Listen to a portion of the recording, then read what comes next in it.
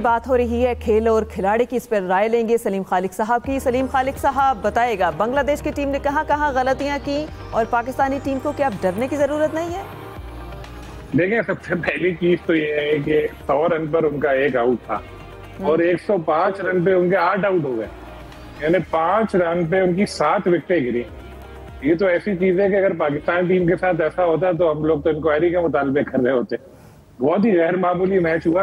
मैं देख रहा था, मुझे लगा कि मैं हाईलाइट्स देख रहा हूँ, पता चला लाइव मैच है और आउट भी स्पिनर्स कर रहे थे। तो इतनी वर्स्ट परफॉर्मेंस, इतनी खराब परफॉर्मेंस, क्या ऐसा एकदम हो गया था कि इनकी टीम ऐसी बिल्कुल ही ढह गई? और जो तस्कीन अहमद उनके जो पेसर है, उन्होंने बाद में प्रेस कॉन्फ्रेंस में कहा कि हम लोग दबाव का शिकार हो गए थे, एकदम खौफजदा हो गए थे। देखिए, जो मुझे वहां से खबरें मिल रही हैं बांग्लादेश से, जो मीडिया के जरिए पढ़ने में पढ़ता हूँ मैं, तो ये लग रहा है कि वहां पर इख्तलाफात बहुत ज्यादा है। एक कैप्टनसी का इशू भी चल रहा है। वैसे भी उनकी टीम कौन सी बहुत तगड़ी है, वो तो ओकेजनली कभी कभी एक आध मैच में बड़ी जबरदस्त परफॉर्मेंस अगर आ जाती है, उसके बाद तो असल बांग्लादेश तो यही है। कितने साल हो गए उनको, 25 साल हो गए टेस्ट स्टेटस हासिल किए हुए, इंटरनेशनल क्रिकेट खेल रहे हैं। क्या उनकी परफॉर्मेंस है गैर मामूली, बस कुछ उंगलियों पे गिन सकते हैं। लेकिन साथ में अगर हम अपनी टीम को देखें तो हमारी टीम का भी कोई भरोसा नहीं होता, अनप्रेडिक्टेबल है। कभी कभी क्या कि रिसेंटली अमेरिका ने हमें हरा दिया था, जिम्बाब्वे से हम हारे, यही बांग्लादेश से हम दोनों टेस्ट अपने घर पर हारे। तो हमारा भी कोई भरोसा नहीं है, इसलिए बिल्कुल हरगिज आसान हरीफ ना समझे और अपनी मुकम्मल सलाहियतों के साथ हिस्सा लें और प्लेयर्स को चाहिए देखभाल के खेल के सीरीज जीते है आराम से, कोई रिस्क ना ले। लेकिन मुझे उम्मीद है कि जो हमारे अक्सर है वो अच्छे हैं, इंशाल्लाह नतीजे अच्छे आएंगे सामने। अच्छा सलीम खालिक साहब, वहाब रियाज के बारे में खबरें आ रही हैं कि वो दोबारा से बॉलिंग करना चाह रहे हैं, और सेकंड ये कि शाहीन की कोचिंग के भी ख्वाह हैं और कहा जा रहा है कि उन्हें एनओसी मिल जाएगा इस बार। जी देखें, एक साबिक क्रिकेटर्स की लीग होती है, लेजेंड्स लीग, उसके जो ओनर है पाकिस्तान की जो टीम एक बनती है, वो कामिल खान वकार यूनुस के जो ब्रदर इन लॉ है, उनकी टीम है। पिछले साल उसमें यूनुस और मिसबा भी थे, इस बार शायद ना हो। तो वहाब रियाज भी उस टीम में शामिल है। वहाब रियाज आपको पता है कि पीसीबी के साथ भी मुंसलिक है। उन्होंने पीएसएल में भी कोशिश की थी एक टीम की बॉलिंग कोच बनने की, लेकिन पीसीबी का उन्हें एनओसी नहीं मिला था। इस बार शायद उनको एनओसी मिल जाएगा, क्योंकि बोर्ड वाले ये कहते हैं कि यहाँ से भी पैसे वहां से भी पैसे। तो अब कोई शायद रूल तो पहले ये है कि जब तक दूसरे लीग में खेलेंगे उनको यहाँ पीसीबी की सैलरी उस दौरान नहीं मिलेगी। लेकिन ये एक अजीब सी बात होती है कि जो पीसीबी के ऑफिशियल है दूसरी जगह जाके खेले, क्योंकि वो मेंटोर्स के भी बहुत हैं, वहाब रियाज और जो एक मेंटोर है सरफराज, वो भी खेल रहे हैं यहाँ पे। कई शर्जील खान भी ये इवेंट खेलते नजर आएंगे। आसिफ अली सबसे ज्यादा हैरान कुन है, वो भी है। वहाब के हवाले से ये बातें भी सुनने में आई है कि वो चाहते हैं कि जो शाहीन टीम है उसकी फ्यूचर में जब कभी उनको कभी मौका मिले तो वो कोचिंग भी करे। लेकिन अब ये पीसीबी की तरफ जाता है कि वो क्या करे। लेकिन जिस तरह आपने देखा कि वहाब रियाज की जो कैंप लगा हुआ है, इसमें डेली एक तस्वीर आ रही होती थी, ये फुटेज आती थी कि वहां बॉलर्स को सिखा रहे। ये हम लोगों को मेंटली प्रिपेयर किया जा रहा है कि देखो वहाब तो कोचिंग करता रहा है, वो कैंप में भी उसने कोचिंग की है। लेकिन वहाब रियाज को तो खुद सारी जिंदगी कोचिंग की जरूरत रही, वो क्या किसी को सिखाएंगे अब आके?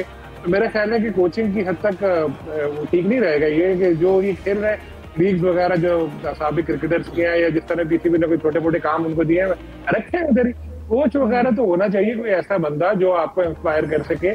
अब मैं फिर यूनुस खान का नाम लूंगा, अगर उनके एटीट्यूड के इशूज हटा लें तो वो आ सकते हैं, या दूसरे कोई ऐसे साबिक स्टार्स हैं हमारे जो बड़े नाम हैं जो इंस्पायर कर सके यंगस्टर्स को, उनको लेकर आना चाहिए। सही। अच्छा साहिर साहब, आप क्या समझते हैं, एक तो वहाब रियाज मतलब सूटेबल है, सेकंड ये कि क्या हमारे पास अच्छे कोचेज आते नहीं या हम रखते नहीं देखें, क्योंकि अब गैर मुल्की कोचेज का ट्रेंड है। माइक हैसन को ले लिया इन्होंने फ्यूचर में, और मेरी इतला के मुताबिक कुछ ही अरसे का चंद माह का कॉन्ट्रैक्ट बाकी है अजहर महमूद का, जिनको रेड बॉल के साथ लगाया गया वाइट बॉल के साथ, और इसके बाद उसमें भी कोई ना कोई फ़ॉरेन कोच आ जाएगा। तो एक तब्दीली तो है, बोर्ड समझता है, मौजूदा इंतजामिया समझती हैं कि गैर मुल्की कोचेज जो है ज़्यादा बेहतर हैं पाकिस्तानी टीम के लिए। उनके साथ साइड के तौर पर बड़े अरसे से अजहर महमूद को लगाया हुआ था, अजहर उनके साथ काम कर रहे थे। आजकल स्किल कैम्प्स में अब्दुल रज़ाक कोचिंग कर रहे हैं, मोहम्मद यूसुफ थे जिन्होंने अभी रिज़ाइन दे दिया, एकेडमी में मौजूद है। यहाँ पे लोग मौजूद हैं, लेकिन एक ट्रेंड है, क्योंकि न्यूट्रल रहना कहा जाता है कि जो गैर मुल्की कोचेज आते हैं वो ज़्यादातर न्यूट्रल होते हैं, फिर वो एक तरफा या फैसले जो है वो बहुत कम करते हैं। सही। अच्छा यूसुफ अंजुम साहब, हम अक्सर देखते हैं कि हमारे जो खिलाड़ी हैं वो लीग्स खेलना ज़्यादा पसंद करते हैं, जैसे हारिस रऊफ हैं वो अभी खेल रहे हैं मेजर लीग, जबकि बाबर आजम स्किल्स कैंप में आ गए लेकिन वो नहीं आए। तो हमारे जो खिलाड़ी हैं वो लीग्स क्यों खेलते हैं? क्या पैसे ज़्यादा हैं, क्या इससे फ़ायदा ज़्यादा होता है, परफॉर्मेंस बेहतर होती है? देखें ये पूरी दुनिया में ट्रेंड है, तो दुनिया के तमाम जो बड़े क्रिकेटर्स हैं उनको लीग में मदऊ किया जाता है। एक अच्छी बात है कि खिलाड़ियों का लीग क्रिकेट में जाना उनके यकीनी तौर पर। पाकिस्तान से जब आप मसरूफ़ हों, अपनी मसरूफियत ना हो टीमों की, तो आपके लिए ज़रूरी होता है कि अपने आप को फ़िट रखने के लिए, ख़ास तौर पर मैच फिट रखने के लिए आप खेलते रहें। तो ये लीग क्रिकेट का ट्रेंड काफ़ी अरसे से पॉपुलर हो रहा है। पाकिस्तान सुपर लीग भी इस हवाले से होती है कि उसमें गैर मुल्की खिलाड़ियों को भी मदऊ किया जाता है। तो इससे ना सिर्फ खिलाड़ियों की जो फिटनेस है उसको बहाल रखने में मदद मिलती है, बल्कि उनको ज़ाहिर यकीनी तौर पर बैंक बैलेंस में भी इजाफा होता है। और हारिस रऊफ आजकल चूँकि उनका खासा एक बड़ा नाम है पाकिस्तान टीम के हवाले से कि वो पाकिस्तान के कामयाबी में उनका बड़ा किरदार है, इसलिए लोग उनको प्रेफर करते हैं कि पाकिस्तान के जो ख़ास तौर पर बॉलर्स हैं और बैटर्स हैं उनको लीग का हिस्सा बनाया। यही वजह है कि अब ये जो बिग बैश हो रही है इसमें भी पाकिस्तान के 7 खिलाड़ियों को पहली दफ़ा से शामिल किया गया। इससे आप अंदाज़ा लगा सकते हैं कि पाकिस्तान की इनफरादी तौर पर जो खिलाड़ी में बड़े नाम हैं, इतनी तौर पर तमाम लीग जो मालकान हैं टीमों के वो भी चाहते हैं कि पाकिस्तान के खिलाड़ी उन लीग का हिस्सा बने। इसलिए मेजर लीग में भी आपने देखा कि हारिस रऊफ के साथ साथ दूसरे पाकिस्तान के जो ऐसे नाम हैं जो इतना ज़्यादा पॉपुलर नहीं हुए लेकिन उसके बावजूद वो भी अपना लीग खेल रहे हैं। तो अच्छी बात है। इसको मज़ीद मेरे ख्याल में आने वाले दिनों में आप देखेंगे कि जो T10 लीग है ये भी जो जितने बड़े ममालिक है ये भी करवाने के लिए वो प्लानिंग कर रहे हैं। सही। अच्छा सलीम खालिक साहब, आप क्या कहेंगे? PSL की कल बड़ी इंपॉर्टेंट मीटिंग्स हुई हैं, क्या फैसले हुए, क्या कहते हैं ज़रा अंदर की कोई खबर?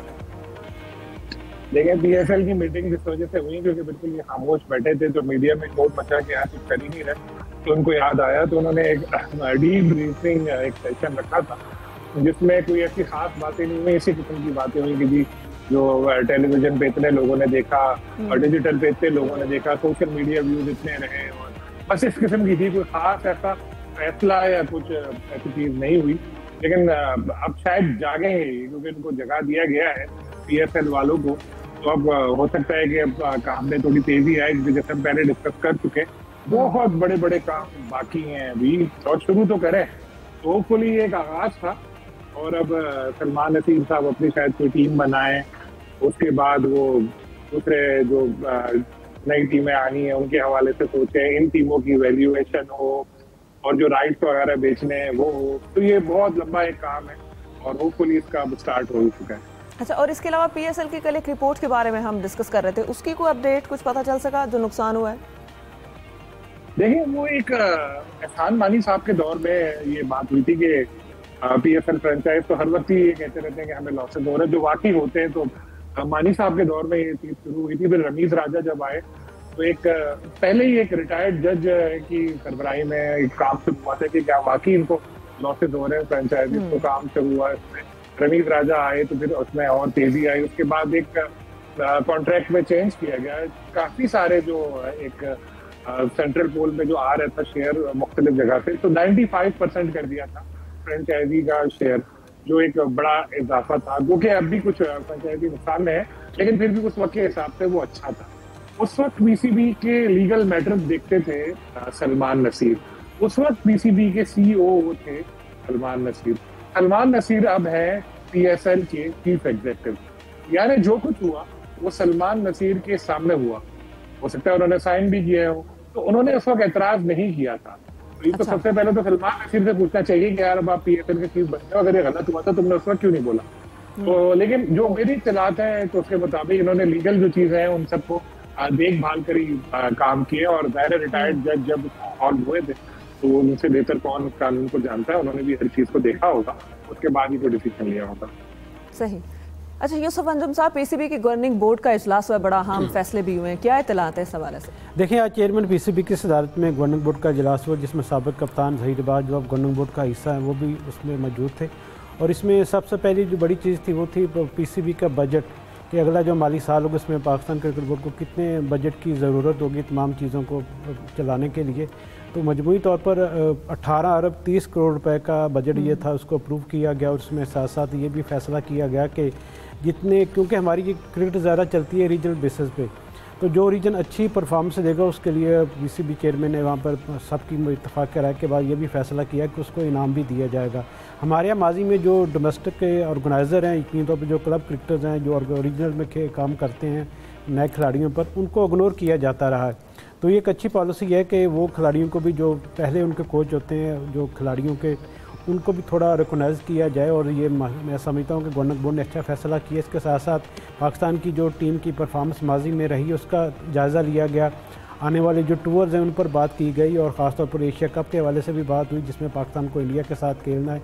और इसके साथ साथ ये भी फैसला हुआ कि जो पीसीबी का स्टाफ है उसकी बाकायदा तौर पर अब मॉनिटरिंग हुआ करेगी कि अच्छी परफॉर्मेंस होगी तो अच्छा आपको रिवार्ड मिलेगा, अगर आपकी परफॉर्मेंस बुरी होगी तो फिर आपको शायद घर भी उनको जाना किसी पड़ जाए। तो मेरे ख्याल में ओवरऑल पाकिस्तान की क्रिकेट के हवाले से बेहतर फैसले किए गए हैं जिनको अगर मुकम्मल तौर पर इस पर अमल होता है यकीन तौर पर इससे पाकिस्तान की जो क्रिकेट उसका ग्राफ भी बेहतर होगा और पाकिस्तान क्रिकेट बोर्ड की नेक नामी भी यकीन तौर पर आने वाले दिनों में इजाफा भी होगा। माली बजट अब क्योंकि मंजूर हो चुका है तो अब मेरे ख्याल में आइंदा चंद दिनों में पाकिस्तान क्रिकेट बोर्ड ये फैसला भी अब अनाउंस कर देगा कि जो सेंट्रल कॉन्ट्रैक्ट हैं ये कितने खिलाड़ियों को मिलेंगे, उसमें के लिए क्या उसमें इजाफा भी होने जा रहा है या नहीं। तो ये सारे मामला चूँकि ठीक है, टाइम बड़ा कम है, लेकिन जाहिर साहब मैं एक सवाल आपसे एंड पर करना चाहूँगी। ख़वातीन जो पाकिस्तान की हैं वो किसी मैदान में हो वो बड़ी खुशियाँ जनाब कर रही हैं, नेटबॉल फुटबॉल हर जगह ही छाई हुई है। देखिए पाकिस्तानी फुटबॉल जो विमेन टीम है उन्होंने इंडोनेशिया को शिकस्त दी है और फिर नेटबॉल का जैसा आप पहले भी जिक्र कर रही थी वो भी, और फिर स्क्वाश के भी देखें नौजवान जो बॉयज़ हैं वो सेमीफाइनल में पहुँच गए हैं। मेरा ख्याल है छोटी छोटी खुशियाँ आ रही हैं, नौजवानों में पोटेंशल है, उनको जो है मौके मिल रहे हैं और जितने मौके मिलेंगे यकीनी तौर पर टैलेंट भरपूर है, अच्छे कोचेस मिले तो हर शोबे में पाकिस्तानी प्लेयर जो है ये बहुत बड़ी कामयाबी मैं समझता हूँ पाकिस्तानी विमेंस की और गर्ल्स की और फुटबॉल के फील्ड में और ख़ास तौर पर नेटबॉल के फील्ड में। सही, बल्कि हम तो दुआ गो हैं कि सिर्फ जूनियर्स प्लेयर्स ही नहीं बल्कि जो सीनियर प्लेयर्स हैं वो भी हमें इसी तरह खुशखबरियाँ दें और कौम को खुशी बनाने का जो है एक और मौका मिले। नाज़रीन, वक्त की किल्लत का सामना है, इंशाल्लाह अगले हफ्ते आपसे मुलाकात होगी। तमाम मेहमानों का बहुत शुक्रिया। खुदा हाफिज़।